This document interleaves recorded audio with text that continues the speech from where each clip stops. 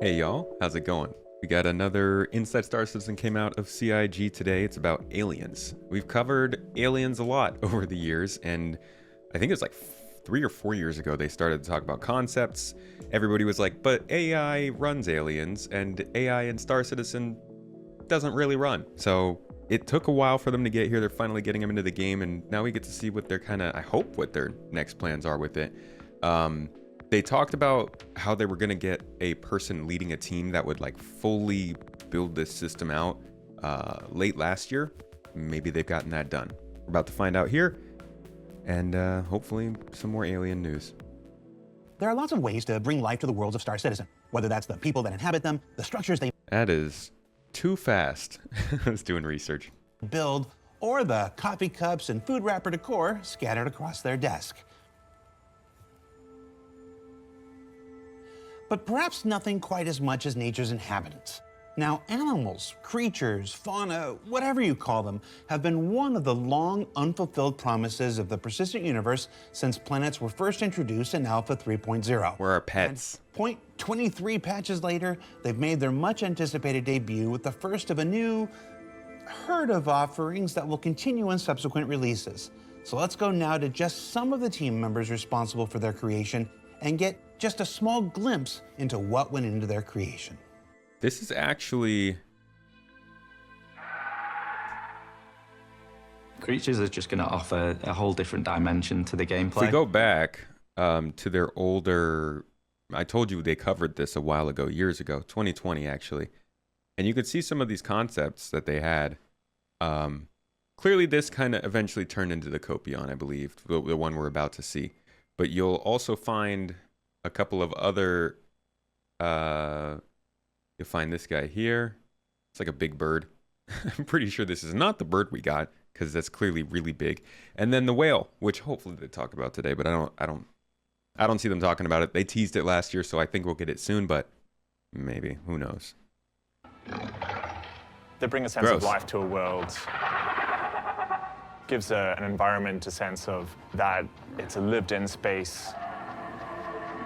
Do like seeing a bird. There's a lot going on the planets, but it can feel at times like there's He said there's a lot going on the planets. not a huge amount going on. But with the introduction of creatures, that all changes. I think this is literally the first time I've seen them run, because every time I've seen somebody play with them, they're just kind of fidgeting. We have now the ability to create life wherever you look. It just takes the game to another level of breathtaking. The models themselves look good. Believability to the experience that I don't think any feature so far has come to the level of adding immersion that fauna has. I can't wait to hear. I want to know that these animals are living lives, you know? I think this thing is a boid, so it won't be doing that. But the other one's supposed to have AI equivalent to an NPC, like a human NPC. And I'm really hoping that they actually live lives and do things that you'd expect in their ecosystems. We shall see.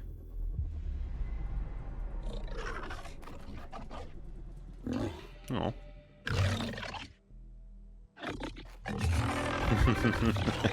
Pets!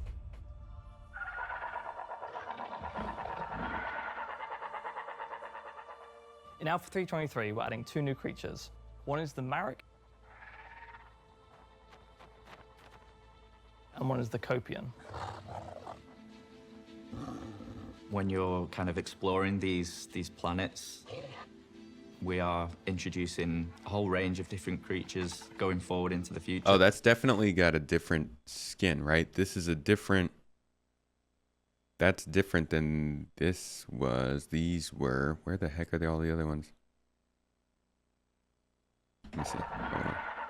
Marek. In Alpha 3.23, we're adding two new creatures. One is the Marek.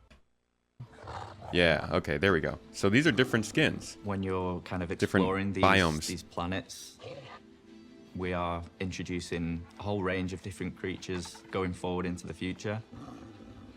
Well, you want to start off simple, right? You look at it, you're like, oh, cool, should we work on these big creatures straight away? Or, should we, ground down, make sure the pipeline works, make sure the basics work?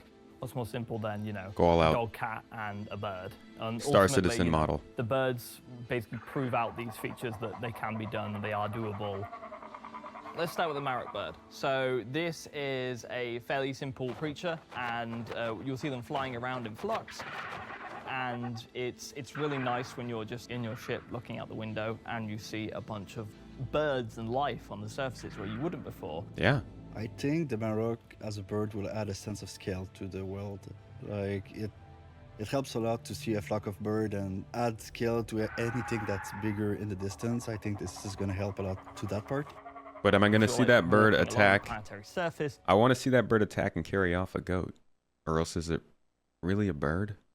And you hear a caw in the distance. You're like, oh, there's Marrocks, so we can go find them, we can go see them.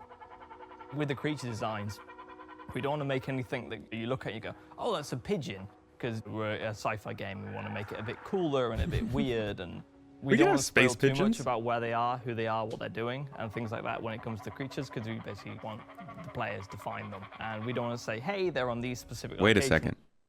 Y'all see that? That's crafting gameplay right there. Go back. Back. Things like that when it.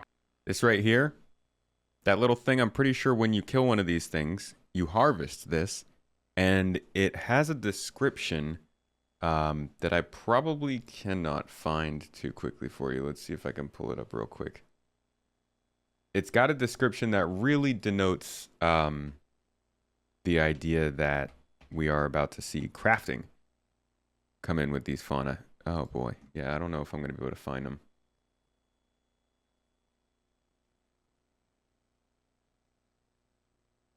I don't even know where that would be. Here we go. It takes food that has been previously swallowed from the stomach and chews it before passing it back into the stomach to be digested. To help this process, the Marrock's body secretes a substance that hardens into a large crystalline stone that stays in the gizzard and helps food get pulverized more efficiently. The stone has unique conductive properties that make it sought after for use in computer chips. That's crafting gameplay being built into this, if I ever heard it. Or maybe, they just want us to know that that turns into a computer chip someday, for some reason. It comes to creatures, because we basically want the players to find them. And we don't want to say, hey, they're on these specific locations, on these specific things, because they could turn up in areas that you wouldn't expect. For the Marrock, we wanted a colorful variety of birds that we could use to fill the planets. The creatures have different skin depending on the biomes they're in, so some are going to be more colorful, some a little less colorful. They're inspired by real-life animals to some extent. They have these big, gulped chins. They've got these nice flappy wingspans, but they're also a bit hairless as well. We kind of look at the reference of featherless birds because for the first batch of creature, we could not use a lot of feathers and fur, so we went to a more skin type of creatures. Fur is in R&D right now. They look a bit like that, but in more of a bird form. It's very odd. The Copion is essentially a hybrid between a dog and a cat. It's got 4 eyes. It's a nice, chill, social behavior, which you can see, you see them howling, or you hear them howling, or you see them walking around and kind of, scratching themselves and licking themselves and things like that.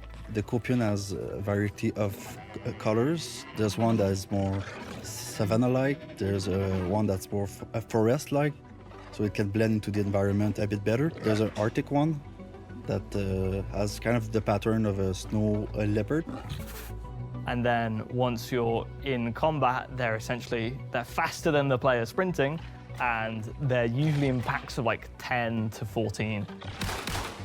I'd hate to encounter them in a cave. Sleek, slender look. When you think of dogs, you think of them more like worker dogs. When somebody asks us, how big is this creature, we reference a German Shepherd, for example.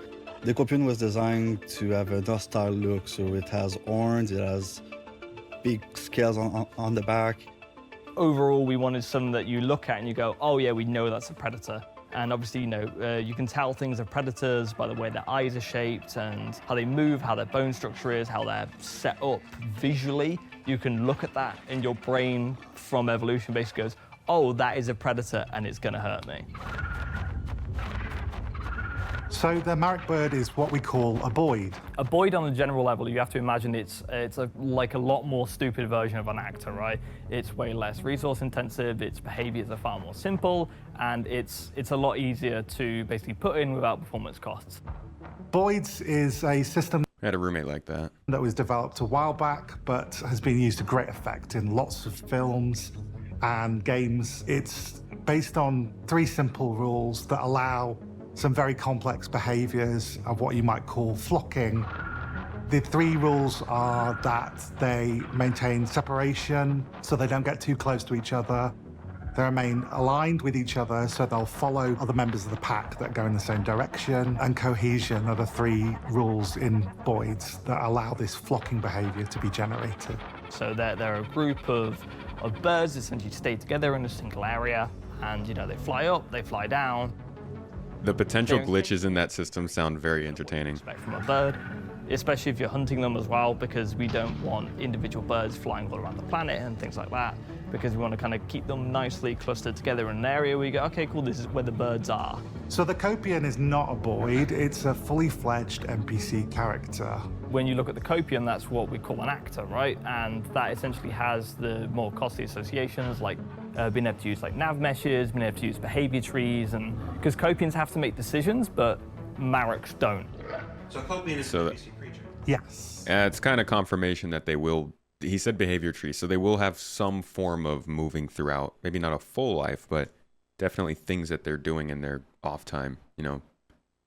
Sipping coffee, reading newspaper, little fidget spinner fun. Does it T-pose on chairs? Some T-posing. Well, firstly, they're not going to be on chairs in the first place. You say unless that. you lure one into your spaceship. They know how to find them. And somehow magically put them on a chair. No, they're not going to T-pose on chairs, sadly. So you're going on the record, Copian's never going to jump on a chair. No, I'm not going to say they're not going to jump on a chair. The animator's task with the creatures is to breathe life into these entities, because these entities basically are just points in space that are moving around.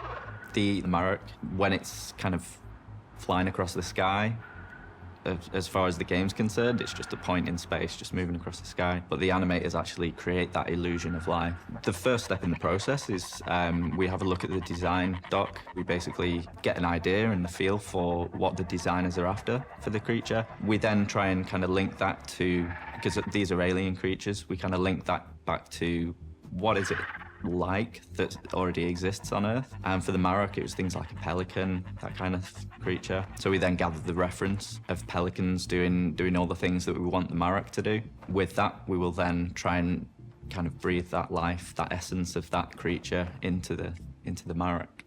So That's we went through We actually don't get to hear too much from animation, so I appreciate that. many different iterations of like the poses that this Copian should be in. Very small details can kind of tell a whole different story about the Copian. In one case, we were creating the aggressive idle pose. We had a pose that we thought was kind of really aggressive looking, kind of down low, and it was kind of ready to kind of pounce at you. But one of the devs said, like, this kind of feels like it's playing with me. It kind of feels like he's kind of should be wagging his tail. So we just kind of changed a few very subtle things, and all of a sudden, like, the whole feeling of that pose changes. So there's many different kind of decisions that we have to make to achieve that final result that we want, that result of the Copian being this aggressive thing that's out for your blood. But why isn't it gonna play with us? Come on, Copian. One of the things we've been doing with Copians is trying to get them to attack in packs, and we do this by giving them some special formation code that brings them together and makes them seem really cohesive in a different way from the boids. You want to engage these things from distances, as they are faster than the player when they are sprinting. So these will essentially attack you and circle you in packs. Think a bit more akin to wolves. If you come across a Copian outside in the wild, the first thing you're probably going to do is back up really quickly as they all come charging at you. And that can be really quite hazardous if you don't look where you're going and fall down a ravine or something. They've got 2 attacks, which is this That was dramatic. pounce attack, and then they've got a more short-ranged attack. So when the creature is kind of lunging towards you, one of the versions of the animation we had was where it kind of leapt out towards you, and it had all of its claws out, back feet, front feet, its jaws were open, just to make it look as kind of aggressive and as dangerous as possible. But it turns out that kind of made it look less dangerous because it was showing its belly. So we basically adjusted the back end of the copion, brought its paws in slightly, and again, that changes the entire kind of feel. When the silhouette of this thing coming towards you is just a pair of jaws opening up, ready to kind of clamp down on you, and it makes it look a lot more aggressive. I see belly. And they hurt quite a lot. You know, the average hit will take a quarter of your health off, so Whoa. you've got to kill these things before they come close to you. Wow. Which is a problem when you're in caves. It's also a problem when the AI glitches 10 meters without you being able to tell where it is. So that's also a little bit of a problem. And also caves, yes. Like, imagine the kind of, they're telling us about these creatures because these are the first. The ones we'll get after this, probably they'll tell us about most of them, some of them, but these are the first. This is them describing how the development works. This is not something they're going to do for every alien. At some point, we're going to run into creatures in caves that we don't know about, and I'll just never leave space again after that. So when you're in caves, it's a close quarters environment, and the copions have the upper hand.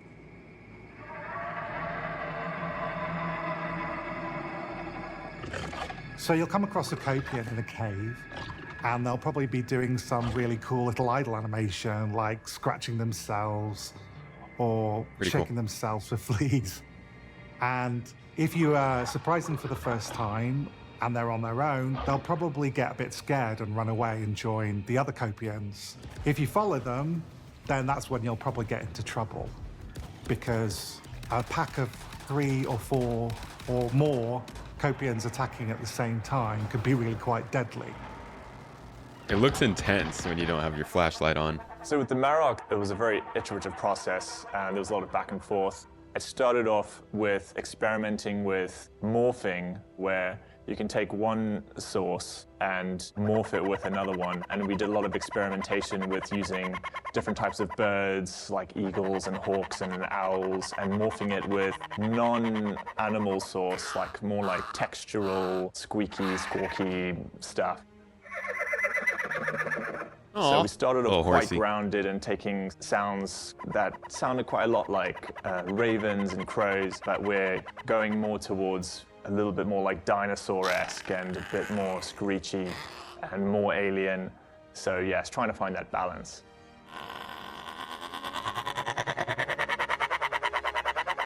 Sounds like a lot of those 2010s horror movies, cracky grandma demon thing, come out of the wall and start making a noise like that.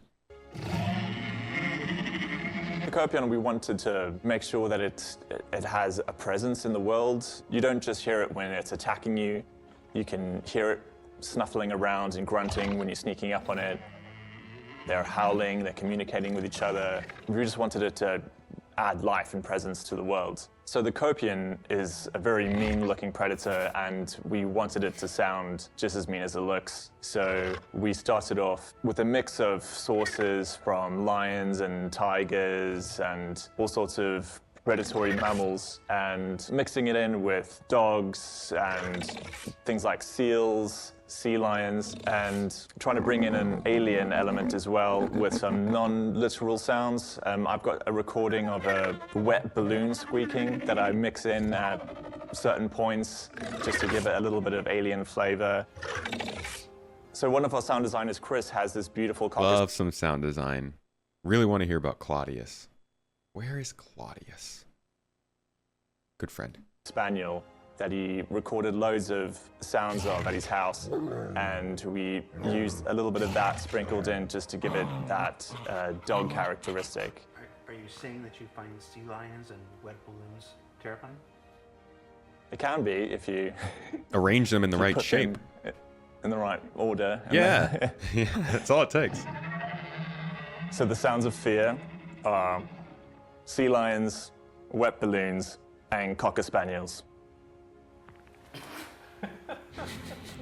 Also, over-enthusiastic pigeons. Oh my gosh.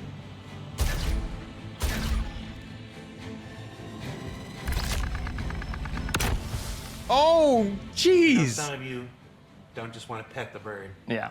Watch the bird, look at the bird, enjoy the bird, be one with the bird. Some of you want to murder the bird. Yeah, so I've seen some people going up to the birds and punching them, Nice. which is definitely a way to interact with wildlife. And if you do that, you will find a pearl in there. I think it's in the base of their mouth, and essentially it's made of like congealed innards and looks incredibly gross. Congealed So innards? if you manage to kill the copians, you'll see the horn on them, and you can loot that, and it's basically a valuable commodity of which you can sell on. It's going to be exciting for the players to hunt Yeah, commodity for now. out those creatures and find them in different environments, whether they'll be in the middle of the trees or hiding in caves. There's a bit. Whoa.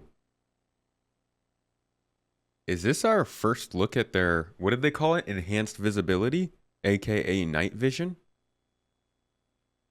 Or these scopes are in 323, but I don't think they have this functionality on them. Maybe they do. Maybe it's not even 323. Check that out, because the area around you can see is clearly dark. Nice. Bit of a challenge there, but there's also that feeling of nature and the wild that you're going to get kind of peering on creatures performing these kind of behaviors as though they're not being watched by humans before. But the nice thing about this is it kind of leads into a wider gameplay loop that we're looking at. We talked about crafting quite a lot, and this is an example of how crafting gameplay will come into it. It's obviously the first step as we're looking at more creatures and more variants and things like that. But obviously we'll get in that further detail as we go on. The creature/fauna in general, obviously we've previously experimented, we've previously played with things, as you'll have seen, but now we're in the active development of it. So we have a really nice kind of idea of what we want for 1.0 and all the creatures we want for that, and looking at how we can make the creatures in the future fit in the Star Citizen universe. So we've always been tinkering, we've always been playing. So we have a really nice kind of idea of what we want for 1.0 and all the creatures we want for that, and looking at how we can make the creatures in the future fit in the Star Citizen universe. So we've always been tinkering, we've always been playing, but now we have a pipeline that technology is working in, and we've basically proven it out now. So the future of creatures is a lot more easier and convenient to make than some of the more previous challenges. I think it's very exciting for us on the character team to tackle the creatures. It's something that the whole team is excited about. We are very proud of the work that we do. So animating a creature isn't an easy thing at all. So obviously for the creatures, we couldn't mocap. So hand-keying the creatures, it can be difficult to raise the quality up to the level that the rest of the universe is at. But I think as a team, I think we've really managed to actually achieve that level of quality that we're aiming for. I think that the team's done a great job. The animations look good. Definitely bring life to the different planet environments that we have. I say the animations look good. I've never actually paid that much attention to an animal in a game, besides maybe if it was the main thing. Loved Spore. Can tell you this looks a lot better than that, but I think the animations look good for first versions of this, especially with such small creatures with fast, kind of jerky movements. I look forward to seeing more of kind of what their large creatures are. Their boreal stalker, the spider pyro crab, or the space whale. Those are going to be epic to see. Allow us to have a different range of kind of gameplay situations where you've got characters attacking you in different ways, and allowing us to show a more characterful range of behaviors, perhaps. Creatures, it's not just a static, prop. It's something that is alive and breathing, and you can react to it, and it will react to you, and it just gives a bit of gameplay for the player to engage in.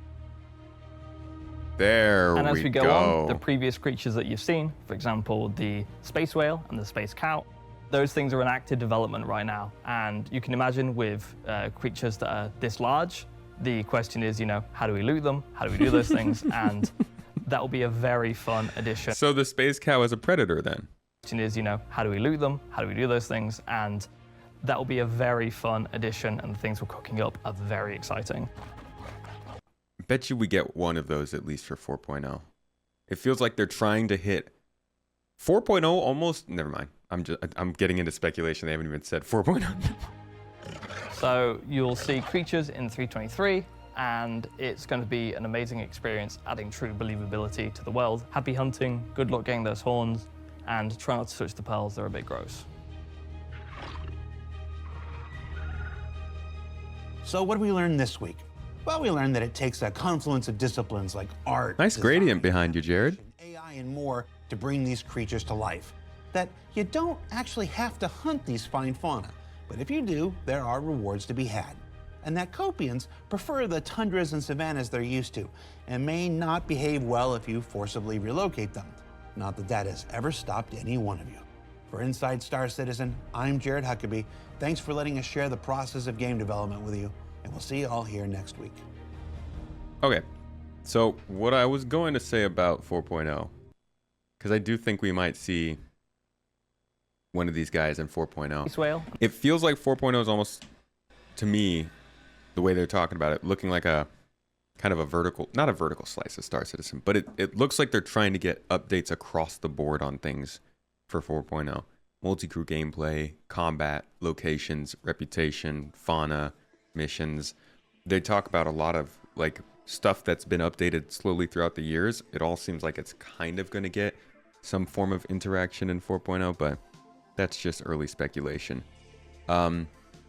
He also mentions here 1.0 and that they know the animals they want for 1.0. In the And Star Citizen universe.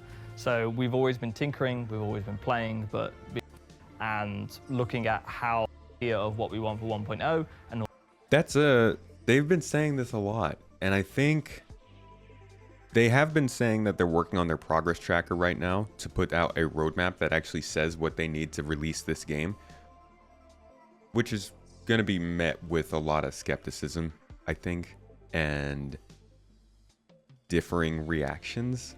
But I do think that they are in a position where they feel rather beholden to that kind of a thing, that they need to have something out that shows the path to the game, because server meshing, once that's in, we're at this technological point where the game needs to be made. Foundation is good with server meshing being in the game. Yes, it needs to continue work, but now we're seeing all these different teams like combat, fauna. He's a senior system specialist, but like teams across the board are talking about what they need to do for 1.0. So I guess they're starting to settle into some long-term sprints to get towards that. It's cool to see this. I feel like most of this was about 323 and not the future of fauna, which is kind of what ISC is now. It's more about the current patch rather than future patches. They got into it a little bit here at the end, but definitely keeping it close to the chest, and I think that's how ISC is going to be until after 4.0 maybe, but we will see. I hope we get a sprint report next quarter. Would really love one. But this was a good look at fauna and where they're going. I think that we're going to get a lot more interesting things than the Copion and the Merrick, but they had some cool things to say about them. One of the things that they didn't talk too much about were the behaviors of the Copion. And I feel like they are very underdeveloped in that segment, and that's why they just kind of passed over that immediately. These mostly look like simple AI versions with some good animation and art design, but I feel like they have a ways to go before these animals make sense in the way they behave, especially with reaction to each other. So we'll keep an eye out on that. But for now, if they run good on the server that you're on, try out one of these missions. Otherwise, I'll see you with the space whales. Catch you next week.